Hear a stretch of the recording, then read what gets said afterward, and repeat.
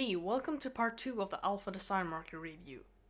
In the first part I'm covering the basics of the alpha markers, and in the second part I'm showing you some special techniques.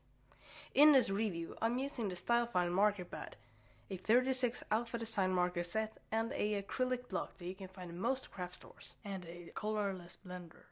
We take this acrylic block and we will use it as our color palette.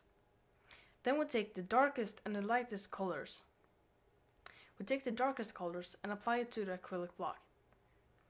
The dark color will act as our paint, as we use the light colors as our brush. Now, take the lightest tone of the same color, in this case it's the W100. Use it to pick up pigment from the acrylic block.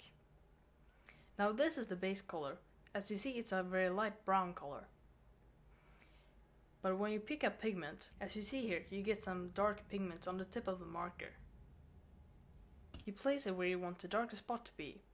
Then you move the marker away from the dark spot towards where you want the light spot to be. Working with this, taking more pigment, applying it to the paper, and moving the marker away from it, will make it a very nice gradient. This will take some time, but put some effort into it and you will get a really nice fading. As you see here, we're building up with the dark color and we're moving out to the light color.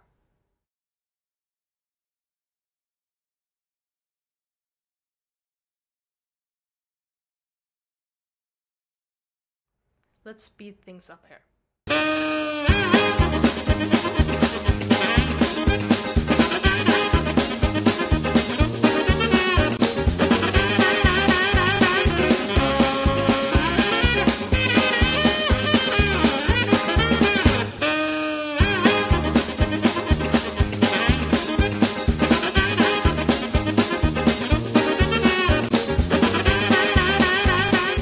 Okay, so now we're almost done.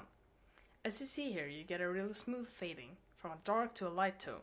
To remove the paint from the acrylic block, use acetone-free nail polish remover. As acetone melts plastic, this is not a good idea to use on an acrylic block.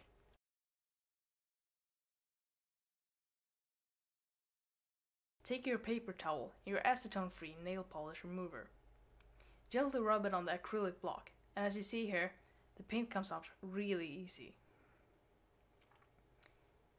Just rub all of the paint off so you won't get extra paint next time you do this. And now you've got an acrylic block that is as good as new.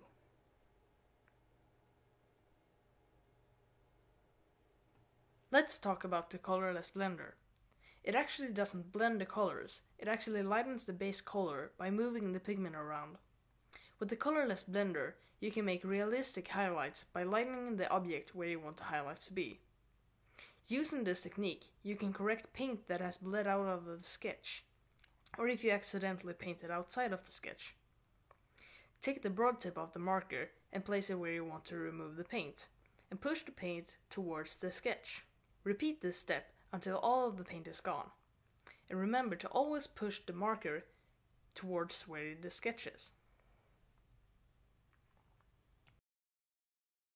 This was requested by one of our subscribers, Blaze Sue.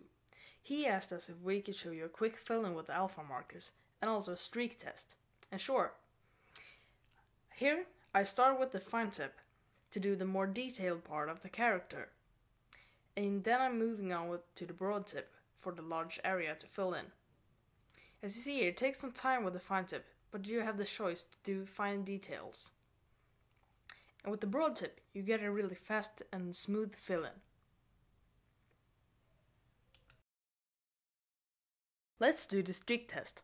As you see, the alpha design marker does not streak whatsoever, unless you want it to streak. Apply minimum pressure and move quickly. This gives it an artistic touch, and you can make cool effects.